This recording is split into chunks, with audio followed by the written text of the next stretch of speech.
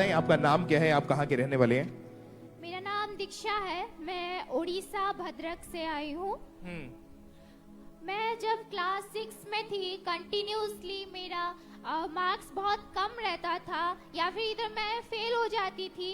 तो इस बात से मेरे पड़ोसी, मेरे टीचर्स, सब लोग मुझे बहुत ताने मारते थे। मेरे पेरेंट्स डिससेटिस्फाई थे मुझसे और इस चीज़ को मैं बहुत ज़्यादा सोचती थी, ओवरथिंक करती थी। मुझे लगता था कि मैं कुछ डिजर्व नहीं करती थी, मैं कैपेबल नहीं हूँ, मैं अपने पेरेंट्स के लिए बोझ बन चुकी हूँ, मैं जी कर क्या करूँगी, मुझे मर जाना चाहिए। तो ये सब चीज़ें मैं बहुत ज़्यादा ओवरथिंक करती थी और मेरे टीचर्स भी मुझे ऐसे बोलते थे कि हाँ तू डिजर्व नहीं करती है, तू कुछ नहीं कर सकती अपने लाइफ में। तो ओवरथिंक के वजह से मेरा शरीर पर बहुत इम्पैक्ट हुआ। मैं सेंसलेस हो जाती थी 1-2 घंटे, मेरे चेस्ट में बहुत पेन होते थे, जिसलिए मुझे डायरेक्ट स्कूल से ही हॉस्पिटल ले जाते थे और मैं हॉस्पिटलाइज उधर रहती थी। बहुत सारे डॉक्टर्स दिखाए इस कारण के लिए, अलग अलग डॉक्टर बहुत कुछ बोले। कुछ डॉक्टर बोले मुझे हार्ट का प्रॉब्लम है, कोई बोले मेरे ब्रेन को ब्लड नहीं जा रही है, कोई बोले मुझे फीड्स है।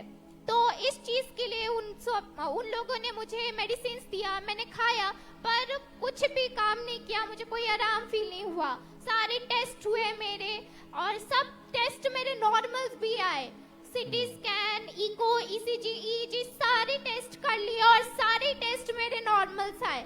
उसके बाद मैं जब डॉक्टर काउंसलिंग के लिए गई तो डॉक्टर ने मेरा काउंसलिंग कर मुझे बोला कि मैं डिप्रेशन से जा रही हूँ, मुझे एंजाइटी अटैक्स हो रहे हैं।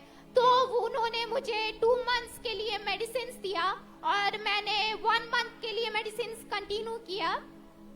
मैं पहले से ही प्रभु में क्लास 3 से जानती थी, लेकिन अंकुरनोला मिनिस्ट्री से मैं जुड़ी नहीं थी, मेरे मासी ने मुझे बताया था। तो अब मैं ऑनलाइन मीटिंग देखना शुरू कर दी। उसके बाद मुझे भुवनेश्वर ब्रांच के बारे में पता चला।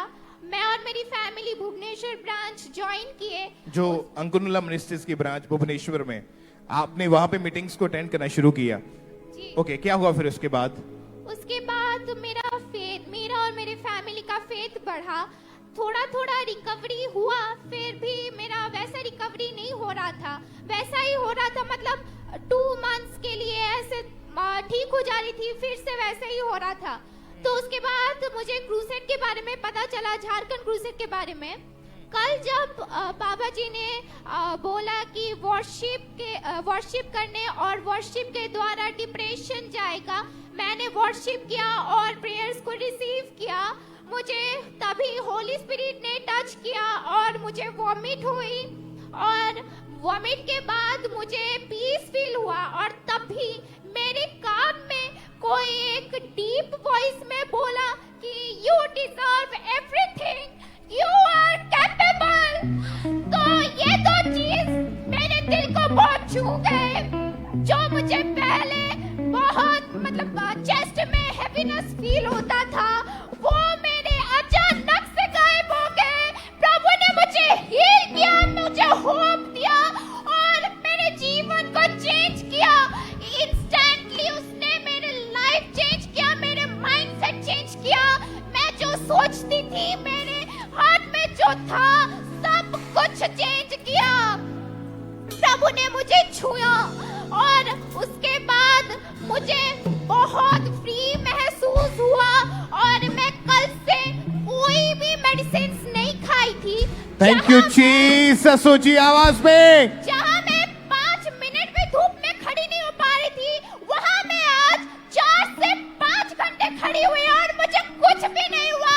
मैं अभी तक भी एनर्जेटिक हूँ। मुझे प्रभु ने हील किया, मैं हील्ड हूँ।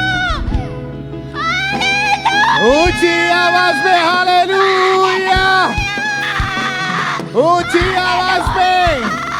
आज आप परमेश्वर की प्रेजेंस में जो लोग यहाँ मौजूद हैं, ये बहन ने बताया कल जब ये यहाँ क्रूसेड था, कल यहाँ पे इवनिंग को यहाँ पे ये मौजूद थे, वर्शिप के दौरान, वर्शिप की प्रेयर के दौरान प्रेयर को ग्रहण किया, वो कितने साल से ये बीमारी या प्रॉब्लम आपको थी, कितने सालों से? 4 साल से थे। और कल क्रूसेड अटेंड करने के बाद 4 साल के बाद आप अच्छी नींद ले पाए, कोई डिप्रेशन का अटैक नहीं है, कोई एंजाइटी का अटैक कोई नहीं है, anxiety नहीं, कोई बीमारी नहीं कोई है। बीमारी ओह थैंक यू जीसस।